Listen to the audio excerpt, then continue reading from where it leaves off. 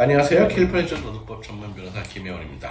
오늘은 2026년 바뀌는 노동법 마지막입니다. 마지막까지 긴장을 놓치지 마시고 들어주세요.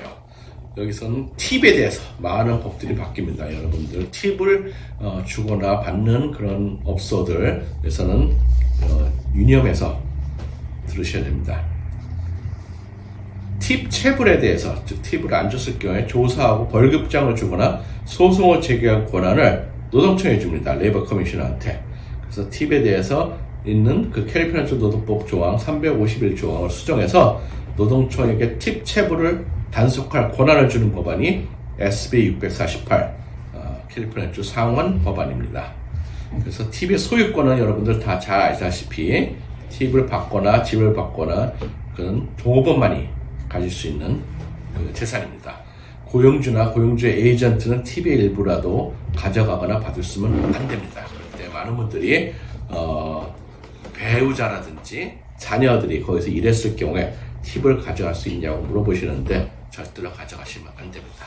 그리고 이제는 이렇게 하시는 분이 없습니다. 옛날 쌍팔년도에는 이렇게 많이 하셨는데 크레딧 카드 수수료를 팁에서 절대로 공제할 수 없습니다. 그 다음에 크레딧 카드로 지불되는 팁은 크레딧 카드로 손님들이 페이하고 반드시 다음번 레귤러 페이데이, 정기 페이데이에 종업원들한테 지불을 해야 됩니다. 그 다음에 팁 실행 기간, 노동청이 팁 위반 사항들에 대해서 조사하고 벌금장을 주고 고용주들을 대상으로 소송을 할 수 있습니다. 노동청이. 그리고 종업원들은 이번 법 제정으로 주 정부가 팁 체불 위반에 대해서 종업원들에게 지원을 해줄 수가 있습니다. 고용주들은 기존의 팁 규정을 검토해서 합법적인지 아닌지 결정하셔야 됩니다. 특히 팁 풀링에 고용주나 매니저, 슈퍼바이저들이 참여해서 팁을 받으면 절대로 안 됩니다. 팁 풀링에 대해서는 만약 궁금한 점이 있으면 저한테 언제든지 연락을 해주시면 좋겠습니다. 이 법을 어겼을 경우에 민사 벌금, 시빌 페널티는 위반한 한 건당 $250고 의도적인 위반일 경우에 intentional violation일 경우에는 한 건당 $1,000가 매겨집니다. 고용주들은 이 벌금뿐만 아니고 체불 임금과 이자까지 지불해야 되고 민사소송에서 패소되면 종업원 측 변호사의 변호사비까지 고용주들이 지불해야 됩니다. 이 팁에 대해서 종업원들은 개인적인 소송도 할 수 있고 집단 소송도 할 수 있습니다.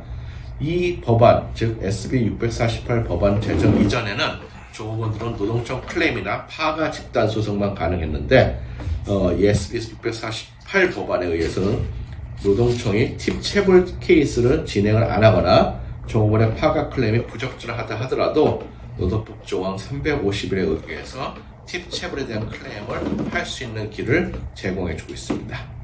그 다음에 이 팁에 대한 것처럼 더 중요한 하원, 캘리포니아주 하원 법안이 생겼습니다. Stay or Pay 금지. 근무 기간이 종결됐을 때 고용주에게 교육비나 훈련비, 체재비 같은 돈을 지급하게 하거나 벌금이나 비용을 지불하라고 종업원한테 가용하면 불법입니다.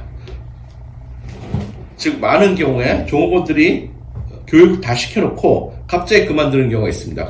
그러면 그동안 너 종업원을 채용시키려고 교육도 시키고 훈련도 시켰는데 갑자기 그만두면 어떡하냐, 그 비용을 상환하게 해달라, 이렇게 한국식으로 부담을 지우면 안 됩니다. 그건 스테이와 페이 조항인데요. 그렇기 때문에 이거는 계약서, 근로계약서, 고용계약서를 그렇게 체결했다 하더라도 안 됩니다. 많은 경우에 6개월 안에 퇴사하면 훈련비를 반환해야 한다든지, 아니면 무슨 취업비자 비용이나 채용 그 비용을 물어내야 된다는 조건을 걸어왔는데 올해부터는 이런 조항이 불가능했습니다.